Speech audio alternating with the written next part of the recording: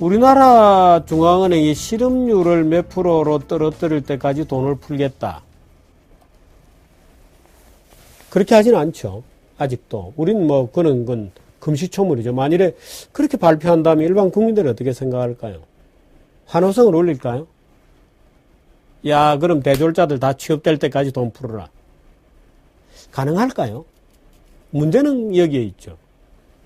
가능할 거냐? 그게 말이 되느냐? 사실은 이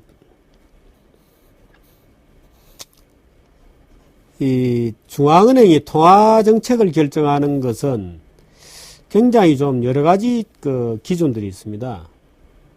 우선 예를 들어서 이 금리라고 하는 것이 무엇이냐, 적정 금리가 무엇이냐고 얘기할 때 우리는 이제 일반적으로 피셔 방정식을 따르죠. 여기 피셔 방정식이 있는지 모르겠습니다만, 피셔 방정식은 없는 것 같습니다.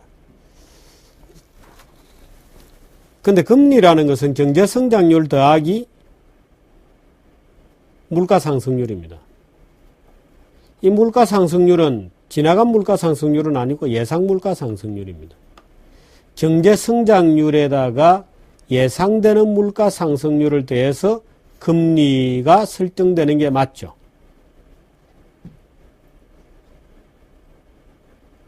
그럼 예를 들어서 경제 성장률이 3%고 물가 상승률이 2%다. 그러면 금리는 5%에 정해지는 게 맞죠. 물론 이때 이 금리는 이 시장 실세 정책금, 콜금리 뭐 이런 것은 아닙니다. 페더럴 펀드 레이트는 아니고, 예를 들어 주택 대출 금리 같은 경우에 지금 얼마나 되나요? 우리나라 경제 성장률이 올해 3% 정도, 더하기 물가 상승률 2몇 %, 하면 이제 5 몇 % 정도에 들어서는 게 맞죠. 주택 대출 금리가 지금 7% 정도 하나요? 아마 그럴 겁니다. 그렇게 되면 올해 주택 대출 금리는 지금 약간 높은 거 아니냐, 이런 기분을 우리가 가질 수도 있겠죠. 주택대출금리가 요즘 좀 떨어졌나요? 좀 떨어진 것 같은데. 그래서 이건 이제 피셔 원칙 또는 피셔 법칙 또는 피셔 방정식 뭐 이렇게 얘기하는데요. 실질 성장률 더하기 예상 물가 상승률로 정책금리를 결정하라 하는 것이죠. 테일러 준칙이라는 것도 있습니다. 여러분이 아마 미국에서 발행되는 경제학 원론 중에서 이제 맨큐 경제학이 유명하고, 그 다음에 이제 버냉키 경제학 원론도 유명하죠. 이 테일러 경제학도 굉장히 유명합니다. 바로 그 테일러입니다. 이 테일러라는 사람은, 부시 행정부 1기 시절에 재무차관을 지냈습니다. 재무차관을 지냈고, FRB 이사도 아마 했나요? 그럴 겁니다. 그러고, 원래 그린스펀이 물러나면 벤 버냉키가 아니고 테일러가 페드 의장이 될 거다, 이런 전망이 굉장히 많았죠. 왜? 전 세계 각국 중앙은행들이 통화 공급하는 규칙을 우리가 적정금리를 잘 선택한 거야 아니냐는 것을 검증할 때 바로 이 테일러 준칙에 따라서 검증을 하거든요. 그 정도로 말하자면 중앙은행이 이렇게 해야 된다라고 원리를 만든 사람이 바로 이 테일러라는 사람입니다. 그러니까 당연히 테일러가 FRB 의장이 되는 것은 뭐 너무나 당연하고, 아마 버냉키 다음에는 될지도 모르죠. 그 정도로 널리 알려진 분인데, 이 테일러 준칙도 기본적으로는 이 피셔의 방정식, 그걸 뭐 약간 변형한 거라 그럴까요? 한번 얘기를 드려볼까요? 테일러 준칙은 이렇게 됩니다. 제가 여기 공식을 하나 가져왔는데, 장기균형 적정 기준금리는 어떻게 정해지느냐. 피셔 방정식 같은 경우에는 실질 경제 성장률 더하기 예상 물가 상승률이었거든요. 그런데 테일러 준칙에 따른 적정 기준금리는 이렇게 됩니다. 물가 상승률, 이건 피셔 방정식의 뒤에 있는 거죠. 이건 근데 피셔 방정식의 예상 물가 상승률이고, 이건 정기 물가 상승률입니다. 장기균형 실질 기준금리, 장기적으로 유지되어 왔던 실질 기준금리, 이건 정책금리가 아닙니다. 실질적으로 지난 장기, 장기는 규정하겠다 다릅니다. 오랜 시간 동안 실질금리가 어떤 선이었느냐 는 것을 더하고, 사실 이 두 가지를 기본적으로 더하는 거예요. 장기균형 실질금리에다가 전기 물가 상승률을 더하고, 거기에다가 더하기 빼기를 해서 뒷부분에 붙이는 게 있는데, GDP 갭과 물가 갭의 각각 가중치를 합산한 게 특징입니다. 그래서 예를 들어서 테일러 적정기준금리는 전기 물가 상승률 더하기 장기균형 실질기준금리 더하기 GDP 갭 곱하기 GDP 갭 더하기 물가 상승률, 물가 갭 이렇게 되는데, GDP 갭이 뭐냐? 참 복잡한 이런 얘기를 우리가 해야 됩니까? 이런 게 있다는 것 자체를 한번 두고 보시죠. 실제 GDP 성장률이 이렇게 된다. 그러고 잠재 GDP 성장률이 이 정도 돼야 된다. 잠재 GDP 생산 능력, 잠재적인 능력. 근데 실제 경제는 이렇게 대꾸복구를 하면서 이제 쭉 가죠. 대꾸복구 죄송합니다. 업 앤 다운. 오르락내리락.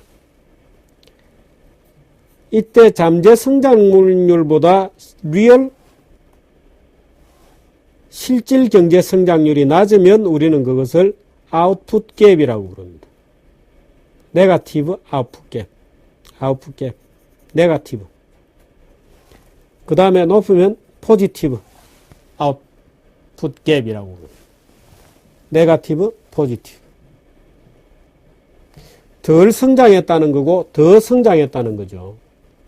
금리도 예를 들어서 우리가 추정을 해보면 금리가 이런 선으로 움직였다. 근데 실제 중앙은행의 정책금리를 보니까 이렇게 움직였다 하면 네거티브, 포지티브가 있겠죠.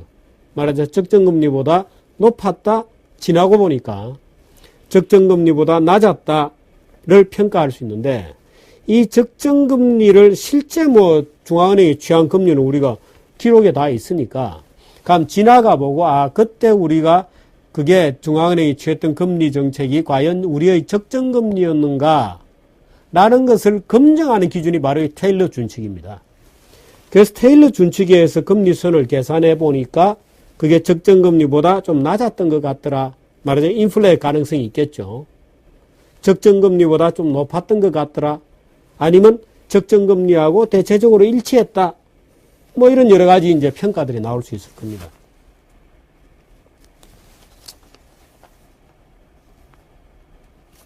여기 하나 볼까요? 이 자료는 LG경제연구원에서 추정해 본 겁니다. 우리나라 정책금리가 실제로 이렇게 움직였어요. 까만 선에. 테일러 준칙 공식에 의해서 테일러 금리라고 부르는데, 테일러 금리를 계산해 보니까 요 회색 선으로 움직였습니다. 그러니까 기본적으로는 방향은 비슷하죠. 근데 이제 때로는 약간 올라갈 때 좀 너무 많이 올렸다 이때. 이때는 좀 내렸어야 되는데 좀 올린 거다. 이때는 이렇게 따라같이 올라갔어야 되는데 좀 천천히 올라갔다. 좀 늦게 따라갔다. 이렇게 평가를 할 수 있겠죠. 말하자면 이 실제 정책금리가 옳은 정책금리였는지 여부를 사후적으로 검증하는 기준이 이 테일러 금리라고 하는 것인데, 이 테일러의 금리의 계산 방식이 전기 물가 상승률 더하기 장기균형 실질 정책금리, 장기균형 실질 기준금리 더하기 GDP 갭 더하기 물가 갭 곱하기 각각의 가중치입니다. 그 GDP 갭, 물가 갭은 뭐냐 하는 게 이제 말하자면 물가 갭이라는 것은 물가 상승률을 해서 물가 목표치를 뺀 겁니다. 예를 들어서 실제 물가 상승률은 3%였는데 물가 목표치는 예를 들어서 2.5%였다. 그럼 빼면 0.5죠. 거기에 가중치를 곱한 가격이 있고, 그 다음 GDP 갭은 실질 성장률에서 잠재 성장률을 빼고 곱하기 가중치를 곱합니다. 알아들으셨어요? 가중치가 문제인데요. 그래서 이 전체 숫자가 뒤에서 그러니까 물가 상승률, 정제 물가 상승률에다가 장기균형 실질금리를 더한 값이라야 정확한 금리다 해서 뒤에서 이제 조정해 주는 게 있는데 그 조정해 주는 게 아웃풋이 어느 정도냐, 경기가. 물가는 어느 정도로 움직였느냐 하는 것인데 그 물가와 성장률에는 가중치를 곱합니다. 미국에서는 1.5를 곱하는 거로 알려져 있고 한국에서는 0.5를 곱하는 거로 알려져 있습니다. 왜 0.5를 곱하고 왜 1.5를 곱하는지에 대해서는 한국은행도 그렇고 미국의 페더럴 리저브 보드도 비밀입니다. 1급 비밀입니다. 그 비밀이라는 게 웃기죠. 왜 비밀이냐? 0.5를 곱한다, 1.5를 곱한다는 것 자체가 비밀입니다. 왜 그렇게 가중치를 정했느냐 하는 것도 비밀이고 거기에 접근할 수 있는 사람은 그야말로 FRB 이사 정도 되어야 그 핵심 분석가 정도 되어야 접근할 수 있다고 되어 있습니다. 우리나라도 얼마 전에 이 김중송제가 기자들이 가중치가 얼마냐 이렇게 물어보니까 그는 비밀이다, 말할 수 없다 이렇게 얘기했어요. 말할 수 없는 이유는 뭐냐? 만일에 가중치를 정확하게 알면 나머지 숫자는 되게 알려진 숫자니까 이렇게 때려보면 이번에는 한국은행이 금리를 얼마로 할 것 같다는 게 대강 계산이 나오거든요. 그러니까 이제 이 비밀리에 붙여놓는 겁니다. 다 이 계산이 있는 겁니다. 그 미국은 1.5 정도 되고 한국은 0.5 정도 되는 것 같아요. 근데 이번에 미국에서 이 테일러 준칙에 대한 별도의 언급 없이 그냥 물가 외에 실업률도, 다시 말해서 성장도 우리의 타겟으로 놓겠다. 실업률이 6.5%까지 떨어질 때까지 우리가 무제한으로 돈을 풀겠다고 발표를 한 것은 왜 그랬을까? 2008년도 리만 브라더스 사건 나고 나서 사건 날 때만 하더라도 비교적인 테일러 준칙으로 검증해 보면 기준금리에 굉장히 유사하게 움직였다는 거예요. 근데 최근 들어서 보니까 이렇게 검증해 가지고는 도저히 설명이 안 되는 현상이 나타났다. 그래서 테일러 준칙의 설명 정도가 굉장히 낮다. 말하자면 피셔 방정식도 아니고 테일러 준칙도 아니고 이제는 그야말로 금리를 결정하는 어떤 원칙이, 기존의 원칙이 완전히 무너진 거다. 그래서 미국 같으면 이 계산하면 마이너스가 나온다는 거거든요. 테일러 금리가. 그건 마이너스 금리라는 게 있을 수 있나? 그래서 이론적으로 따지면 지금 제로 금리가 맞다, 이런 주장을 펴는 거죠. 금리의 제로라는 게 말이 되나? 근데 테일러 금리를 계산해 보면 마이너스가 나온다. 그럴까요? 이제 뒤에 가중치를 어떻게 붙이느냐에 따르고 실질 성장률과 잠재 성장률이 더 크고 물가 목표치가 더 높거나 더 높아서 두 값이 다 마이너스가 나와서 앞에 전기 물가 상승률과 장기균형 실질금리보다 많아야 마이너스가 나오는데 일설에 의하면 테일러 준칙이 지금 마이너스 단계에 들었다. 아마 일시적인 현상이거나 모르겠습니다. 그래서 이게 지금 이 금리의 정상적인 움직임이 무너졌고 물가와 실업률과의 전통적인 관계도 말을 안 듣는다. 특히 우리나라에서 말을 안 듣는다. 그래서 우리나라에서는 테일러 준칙의 설명력이라고 부르잖아요. 미국에는 테일러 준칙이 지금 잘 적용되지 않는데도 불구하고 어쨌든 설명력이 50% 정도는 되는데 우리나라는 테일러 준칙의 설명력이 그보다 훨씬 낮다는 거예요. 그래서 우리나라 이 금리 정책이 의존하고 있는 테일러 기준이라는 것 자체가 너무 설명력이 낮아서 의미가 없다, 이런 얘기도 있는 것 같아요. 오늘 우리가 금리 결정에 대해서 좀 얘기하고 있는데요.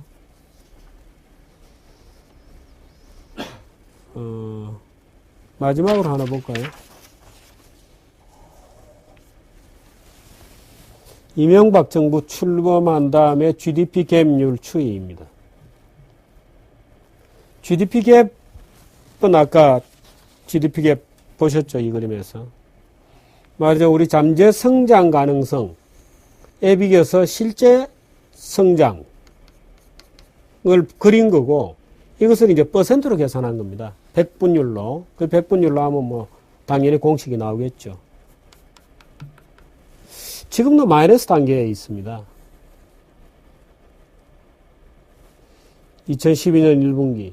아마 지금은 좀 더 내려갔을 거예요. 1분기, 2012년 1분기는 지금 4분기니까요.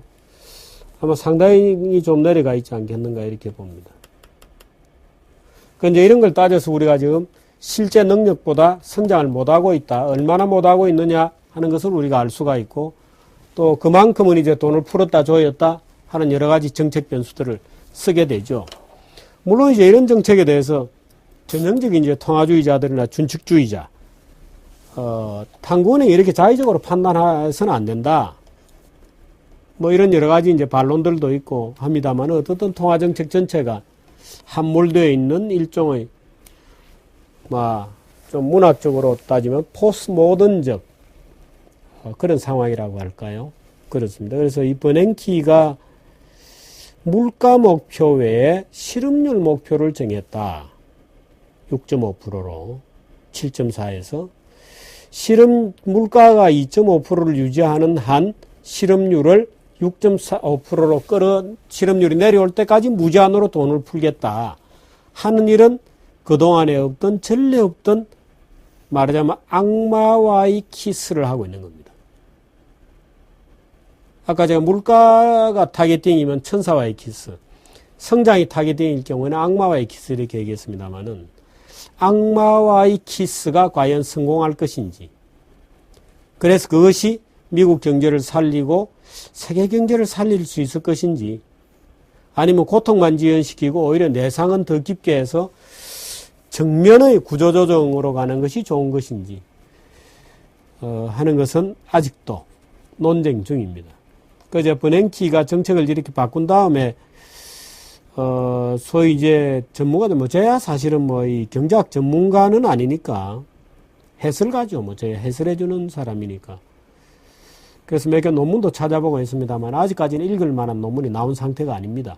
그래서 제가 논문을 좀 기다리다가 버냉키 소식도 일단은 우리가 정규제 TV에서 알아둘만 한 뉴스다 하는 판단이 들었기 때문에 오늘 몇 가지 이제 기본 개념, 필립스 곡선이라든지 테일러 준칙, GDP 갭, 이런 걸 가지고 와서 약간 기초 공부를 좀 해봤습니다. 그래서 이 버냉키의 이번에 그 FRB의 통화정책의 변화에 대해서, 이 전문 경제학자들이 좀 논문이 나오면 제가 그때 다시 그 논문들을 좀 읽어보고, 또 이제 시간이 좀 지나면 이제 경제 현실에서도 많은 변화가 있을 거거든요. 그래서 그걸 자료를 같이 들고 한번 중앙은행의 기능에 대해서 다시 한번 공부를 하도록 하겠습니다. 그런데 중앙은행의 기능이라는 자체가 아까 우리 필립스 곡선에서 봤듯이 기본적으로는 이렇게 모순을 추구하는 겁니다. 우리의 인생이 모순이듯이 이렇게 되는 거죠. 그 남학신과 집신장사처럼 우리의 인생이 모순이듯이 중앙은행도 이 모순을 어떤 균형점을 찾아가는 그런 작업입니다. 그래서 우리가 사회 문제를 보거나 역사를 인식하거나 할 때도 사실은 이 상충되는 가치의 균형점을 어떻게 잡아가느냐 하는 것이 이제 사실은 우리가 중용 이렇게 얘기하는 것이거든요. 그래서 이제 우리가 이 중앙은행의 어떤 기능을 생각하면서 우리가 좀 더 인문학적 또는 사회학적으로는 이제 중용이 뭐냐, 어떤 사회의 적정 균형선이라는 것이 과연 무엇인가에 대한 우리가 고민을 할 때도 이제 이런 수치적 고민을 이제 같이 하게 되는 거죠. 그래서 역시 이제 경제학적 사고가 이제 좀 있어야 우리가 진정으로 균형이 무엇인지에 대해서 깊이 있게 좀 더 다른 차원에서 들여다볼 수 있는 또 길이 열리기도 하는 겁니다.